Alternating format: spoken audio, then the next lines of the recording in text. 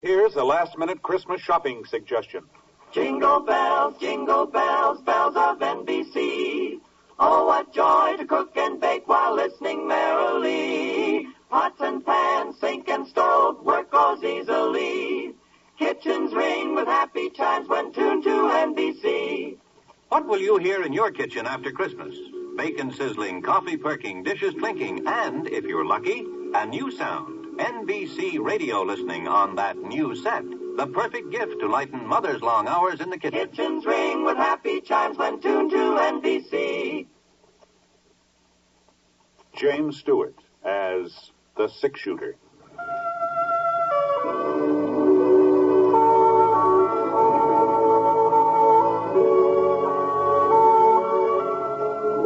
The man in the saddle is angular and long-legged. His skin is sun-dyed brown. The gun in his holster is gray steel and rainbow mother-of-pearl, its handle unmarked. People call them both the six-shooter. The NBC Radio Network presents James Stewart as the six-shooter, a transcribed series of radio dramas based on the life of Britt Ponset, the Texas plainsman who wandered through the Western Territories, leaving behind a trail of still-remembered legends.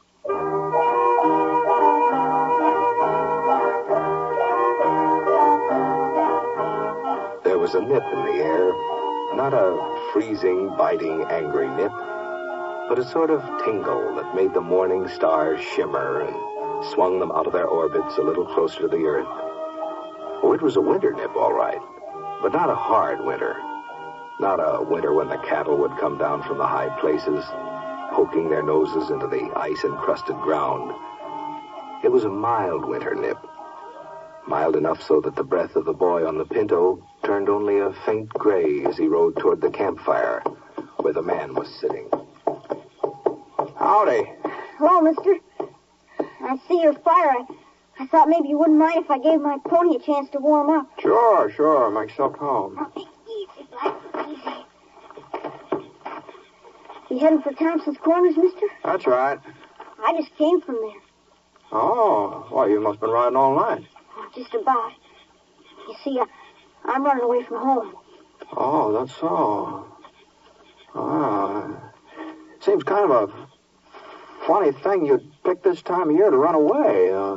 So close to Christmas, I mean. I hate Christmas. Oh? It's just for kids, anyhow. Well... I heard Aunt Millie say so. Christmas is for children, that's what she said. Johnny's old enough to do without all that fuss and nonsense. I heard her tell Mr. Franklin that. Oh, you don't live with your folks, huh, Johnny? No, sir. They died about 8 months ago. Oh, I see. Christmas was all right when I was with them. Of course, I was a lot younger then. Oh, yes. It just beats me the way folks take Christmas so serious.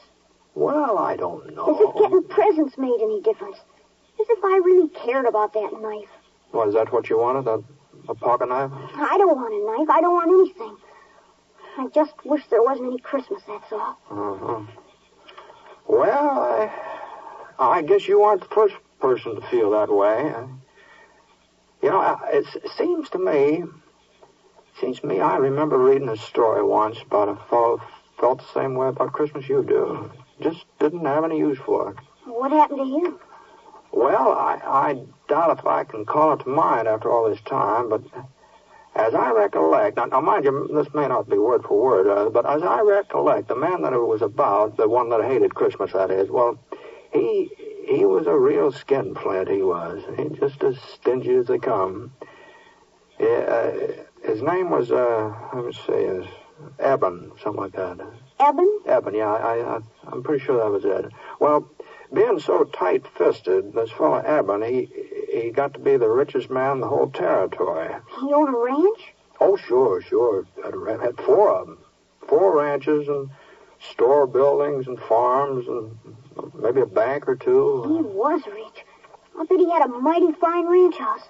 No, he didn't have a ranch house. Eben wasn't the sort to spend money on a ranch house unless there was profit in it. See, he just lived alone in town, had himself a steady room at the hotel. Well, anyway, one night while Eben was sitting in his room having supper, Christmas Eve it was.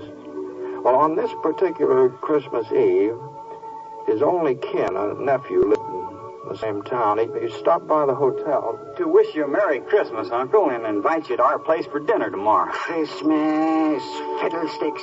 Holler! I suppose you'd be closing up your livery stable for the occasion. Why, sure, Uncle Eb. And just how will the horses know it's Christmas? Answer me that. Well, if they don't know it, we will. Can I tell Sally to expect you at 3? You can expect me all you like, but I ain't coming. Not at 3 or any other time. Oh, if you're making so much money you can afford to be giving parties, maybe I ought to think about raising the rent on the livery stable. Well, now, Uncle I'll go Eb. and get out of here before I lose my temper. All this nonsense about Christmas. Fiddlesticks. Hold it. Well, after that, Johnny, the nephew didn't stick around there. He got out of Eben's hotel room in a regular gallop. And it wasn't very long before Eben had another visitor. He was a young fella, tall, lanky, not very good at speaking. He just plain ordinary cowpoke. He was the foreman of the S&M ranch. Oh, well, it took you long enough to get here. Where have you been? Selling off some of my herd without telling me about it? No, sir. That day you rode by, I was out in the range hunting strays. And a good thing I decided to check up on you, too. What's that cabin doing over by Holly Creek? And who are those people staying there? They're my family. I built the shack for them myself. I'm not going to have a bunch of nesters in my property. Tear it down. But one of my boys has been sick. I can't afford That to rent ain't it. my concern. It's up to you to keep your family and what you earn. So see that you get rid of that shack tomorrow. But tomorrow's Christmas. Oh, well, then you'll have plenty of free time to tear it down. I'll be out the day after to make sure you've done it. Good night. Wasn't much use in arguing. Foreman knew that. So he put on his hat and shuffled out. Now Eben was alone again. At least he thought he was alone. The clock on the mantel started striking 8, and it's time for him to turn in. So he put on his flannel nightshirt and reached for the kerosene lamp to set it on the stool beside the bed. And right about then, the strangest thing happened. What in tarnation? Johnny, old Eben saw a man's face looking right at him from inside that lamp. Eyes and hair and nose and mouth, whiskers, all just as plain as day. Jake. It was old Jake, Eben's partner. There wasn't any mistake about it at all. It was Jake right to a T. Well, Eben sure didn't like the idea of having Jake right in the same room with him. You see, Jake had been dead for over 7 years. Not that Eben really believed in ghosts or haunts or anything like that. He told himself he was just imagining all this. I got to get a hold of myself. He put out his hand to turn down the wick, but all of a sudden his fingers started trembling. There was Jake again, across the room this time, standing right by the bureau. No. And when the lamp slipped out of Eben's hand, the room didn't get dark at all. Jake seemed to be surrounded by a splotch of bright yellow light, and he was wearing the same boots and breeches and leather jacket that he'd had on 7 years ago, the day he died. But as Jake came closer, Eben could see that he was wearing something else. A small leather saddle strapped across his back, and hanging down from it were 2 saddlebags stuffed so full of gold nuggets and mortgage papers and land grants that Jake could hardly drag him across the floor. You recognize me, Eben? Oh, sure, Jake. Why, sure, I'd never forget you, but what are you doing here? And why are you wearing that getup? Always thinking about land and money. Always scheming and conniving. That's why I wear it. And that's why I've come to warn you, Eben. The saddle you're fixing up for yourself is even heavier than mine. But I don't know what you mean, Jake. I ain't done no wrong. I ain't never done folks no wrong. Have you ever done them any good? Any good at all? Oh, why, sure, I've worked hard. I've saved my money. I ain't been a burden on anybody. Why, you should see our ranches, Jake. Oh, the way I've built them up. I have seen them many times, and I've seen a lot more than that, too. That's my punishment. To spend eternity traveling around, seeing mankind with its trials and tribulations, with its joys and hopes. Is that so terrible? Oh, Eben, to watch him and not be able to help him. You'll find out how terrible it is. You'll find out. Oh, there must be some way of avoiding this. You always were my friend. Jake, tell me what to do. Evan, you've got to find out for yourself. But how? Tonight, at 1 o'clock, you'll be haunted by a ghost. Another ghost? Pay him heed, Evan. Pay him some heed. Wait, Jake. Don't leave me without it. Jake? The yellow light sort of faded away and the ghost was gone. It was just like he hadn't even been there.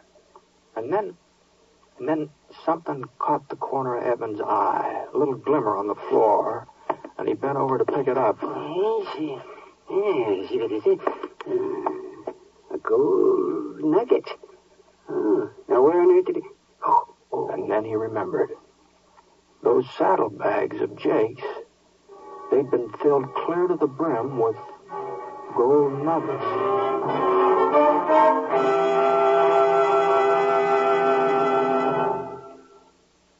We're interrupting our story for only a moment, and only to tell you, our unseen audience, that you have helped more than you may realize to make this a very Merry Christmas for all of us on this program. Your being with us each week, your many kind letters, have told us that all the work that goes into bringing you the six-shooter has not been in vain, and we're grateful. So, friends, from all of us, Jimmy Stewart and the cast, our writer, our director, engineers, and sound technicians, our best wishes for a happy holiday season. Oh, yes, and before I forget it, beginning December 31st, the six-shooter will be on the air on Thursdays instead of Sundays. That's beginning Thursday the 31st. The time of broadcast will be listed in your local newspaper. Thank you. Now, Act 2 of The Six-Shooter, starring James Stewart as Britt Ponset.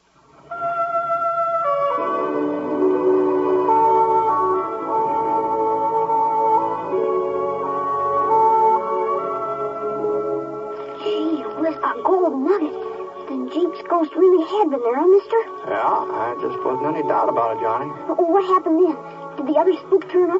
The one Jake said was coming to see Evan? Oh, sure, Johnny, sure, yeah. He was right on time, too. Evan was lying in bed, wide awake, of course. He hadn't been able to do much sleeping. He was too scared. It was kind of peculiar. Evan was half scared the ghost would come and half scared he wouldn't, you see. But before the sound of the clock had died away, there he was. He's sitting in Evan's rocking chair like he'd been there all night long. And this ghost was a young fella, maybe 18, 19, all duded up the way young bucks like to dress, fancy chaps and checkered shirt and a red bandana tied around his neck. Howdy, Evan. Reckon you've been expecting me. Yeah, well, I guess so. You ready to take a little trip? Where to? Back. Way back through the years. Oh, but how can I go with It's you? real easy. You see, I'm the ghost of Christmas past. Your past, Evan. Let's shove off. Well, the next thing Evan knew, he and that ghost were standing out on a snow-covered prairie. There was a circle of covered wagons in front of them, and the people from the wagons were gathered together listening to a tall, white-bearded man. Behold, I bring you good He was reading the tidings of Bible. great joy, which will be to all people. For unto you is born this day in the city of David a Savior, which is Christ the Lord. And this shall be a sign unto you. You shall find the baby. The ghost turned and pointed to a boy sitting away from the others on the tailboard of one of the wagons.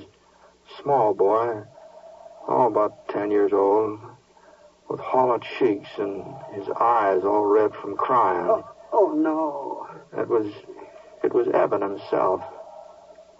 On a Christmas day, a long, long time ago. Not a very happy Christmas either. It was only a week since the oxen had stampeded and his ma had been killed when she fell from the wagon. His paw had died with an Apache arrow in his chest. No, I don't want to look at him anymore. Can't you show me another Christmas? Well, it was no sooner said than done. Now Evan and the ghost were in a bunkhouse. And Evan saw himself again. He's 10 years older than the boy on the prairie, but he was lying on a blanket staring up at the ceiling. And then his pal Jay came running in, all out of breath. Come on, Eb. Get a clean shirt on. We got us an invite to a party. Huh? Yeah, the boss is throwing a big shindig. He says he'll fire us if we don't show up. Evan couldn't help remembering that party. Oh, the roast beef and the baked ham and square dancing and the pretty girls in their calico. Couldn't help saying out loud to the ghost. Oh, dear. How I wish I... What was that, Evan? Nothing, Mr. Spirit. Nothing. I was just remembering how I treated my foreman today. That's all. After that, the ghost took Eben to 3 or 4 more of his old Christmases. And none of them were very happy. Especially that Christmas when the young schoolmarm, sitting on the horsehair sofa, had unwrapped a tiny box Eben gave her and then handed it back to him. It's a lovely ring, Eben, but I can't wear it. Well, you're not courting somebody else. No, Eben, but you are. You're courting something else. Bill. Land and money, cattle, profits. They mean more to you than I ever would. I'm sorry. Mr. Ghost, no more of the past. Please, I've seen enough. A man wants to forget. Sure, Evan. Whatever you say. And before Eben could blink his eyes, he was right back in the hotel room. But once he got there, he blinked real hard because all of a sudden the ghost was becoming a different person. He was getting fatter, and his stomach popped out 2 or 3 inches, and a few wrinkles creased his cheeks, and finally his chaps turned into a shiny blue serge suit with a heavy gold chain dangling across the vest. Well, what's happened to you? Why are you so different now? You seem to be getting tired of the past, so I thought we might take a gander at the present, if you've got no objections. Well, the hotel room just melted away, and Eben was looking at that cabin his foreman had built on Holly Creek. Well, that cabin sure was crowded. Oh, there must have been 5 or 6 children, all helping their mother get the Christmas dinner, all laughing and talking, as busy as summer coals. But when their father came in, he had a long face and a tired mouth, and his wife looked up and wanted to know what was troubling him. Oh, I was just thinking about old Eben. That's not a very pleasant thought for Christmas, Bob. By the way, what did you want with you yesterday? Was it about this cabin? Yeah. Oh, no, of course not. Well, let's get on with dinner. Sit down, everybody. Now, where's my Jim, huh? Well, I guess we're just going to have to eat. And Bob looked all around the room. He was pretending he didn't see the little fellow in the corner. The boy with an iron brace on his leg and a wooden crutch propped up against the wall. But little Tim, he wasn't going to be ignored. Here I So Bob picked him up and carried him over to the table. God bless this food, this house, and us and our friends. Even old Eben. Amen. The family found that part about Eben a little hard to swallow, but they finally managed, and Tim was the last one to chime in. God bless us, everyone. Eben didn't want to watch what was going on in that cabin any longer, but the next place the ghost showed him wasn't much easier on him. There was a big party going on at his nephew's house back of the livery stable. And one of the ladies was blindfolded, you see, and she was trying to pin the tail onto a donkey. But there was something peculiar about this donkey, about the way it was drawn. It looked more like a person than an animal. Well, Eben recognized who it was supposed to be right off. You see, folks, I invited Uncle Eb to be with us, but he turned me down flat. So I figured we'd have him here in the spirit, if not in the flesh.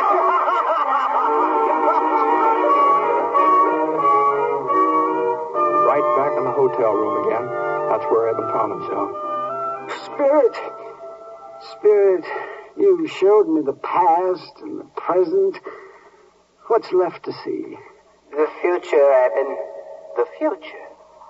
And that's how Eben came to see a Christmas of the future. A cold, brittle Christmas. And there were 2 men standing on a street corner, and the coat collars turned up so that keep out the snow. Oh, he's dead, all right. Dead as a doornail. Sure is a Christmas present I never expected. At least whoever handles his property won't be as hard to deal with as he was. Wonder if they'll bother giving him a funeral. In a frame house over on the side street in the edge of town, a woman was speaking to her husband. Funny. To me, he's been dead for years. Why, I haven't even thought of him since I don't know when. And yet, once I was real fond of him. It's funny, isn't it? Ghost. Who are they talking about? Those men on the street. That woman I used to know. Who is it that's dead? Tell me. And the ghost slowly turned and stretched out a long, thin, bony finger. And there, right at the end of that finger, was a tombstone, all covered with weeds.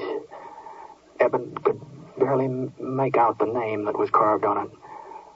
Ebenezer Scrooge. No. What's this? Where am I? And you know what?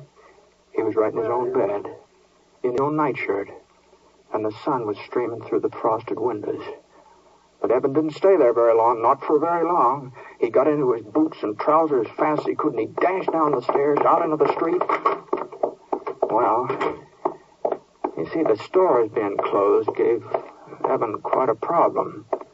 Well, he just happened to make Fuzzy Wagner open the butcher shop up, that's all. Of course, Fuzzy didn't have much choice, seeing as how the shop was located in one of Eben's buildings.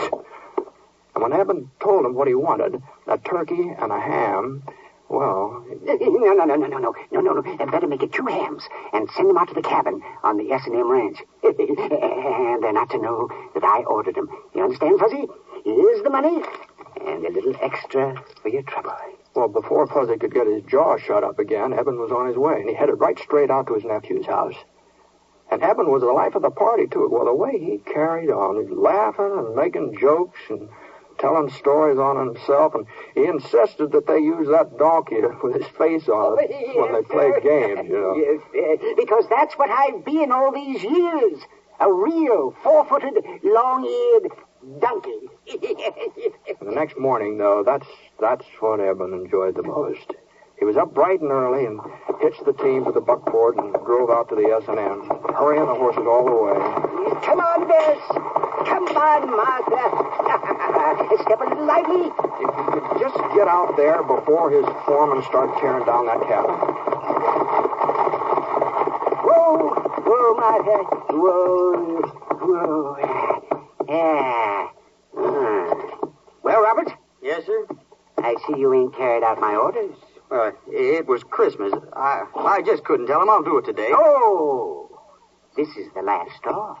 I'm not putting up with your shenanigans any longer, young fella. But please... That cabin's coming down and no buts about it. And then we're building a new ranch house in its place. Big enough for you and your whole family. What? Oh, yes. I'm also doubling your wages as of last week. Merry Christmas, Bob. Even if I am a day late. No, not a day. More like half a lifetime. But Merry Christmas anyway. And as your son says, God blesses everyone.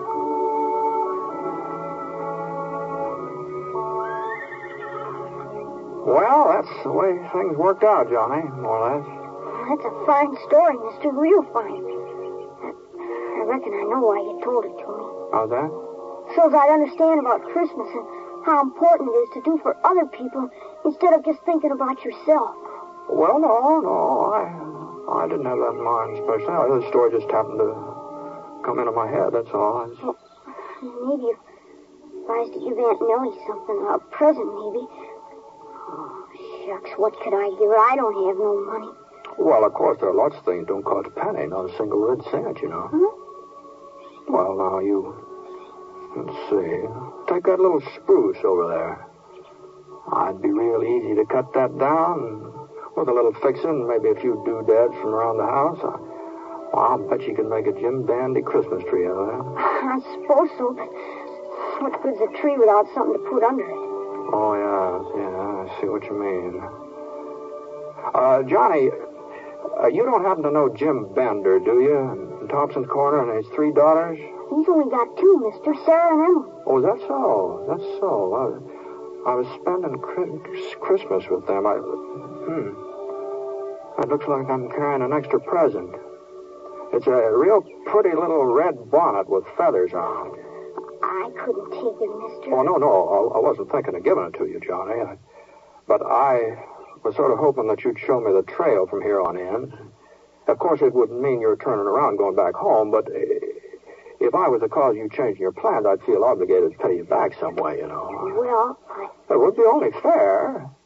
Trouble is, I haven't got much money, so if you wouldn't mind accepting the bonnet instead, you'd be doing me a real favor, Johnny.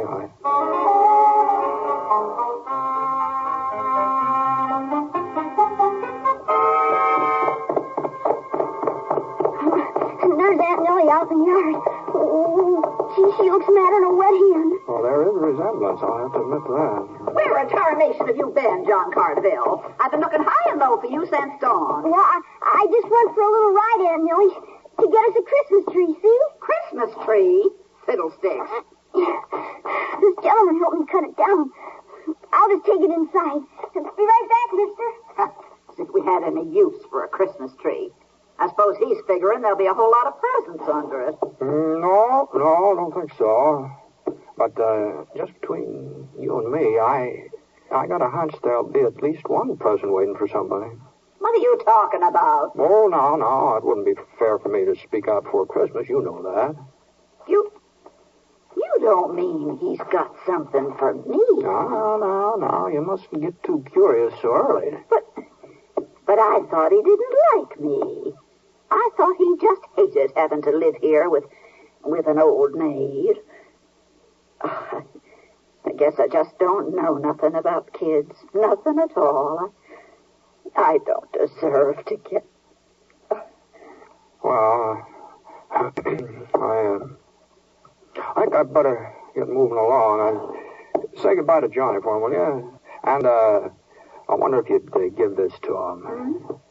Here, tell him the little blade on it's kind of dull, but... A pocket knife? Yeah. Now, how did you know? So long, ma'am. Oh, God bless you, mister. And Merry Christmas. Merry Christmas.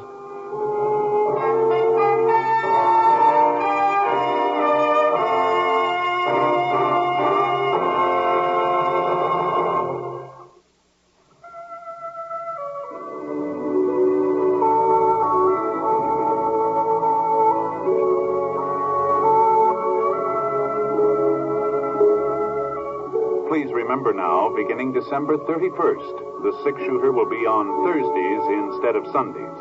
We hope you'll join us in our new time. The Six-Shooter is an NBC Radio Network production in association with Review Productions. The transcribed story was written by Frank Britt in collaboration with Charles Dickens. Mr. Stewart may soon be seen in the Universal International picture The Glenn Miller Story. Howard McNear played Scrooge, and special music was by Basil Adlam. The entire production is under the direction of Jack Johnstone. All characters and incidents were fictitious, and any resemblance to actual characters or incidents is purely coincidental. And now, until Thursday the 31st, this is Hal Gibney speaking. Merry Christmas.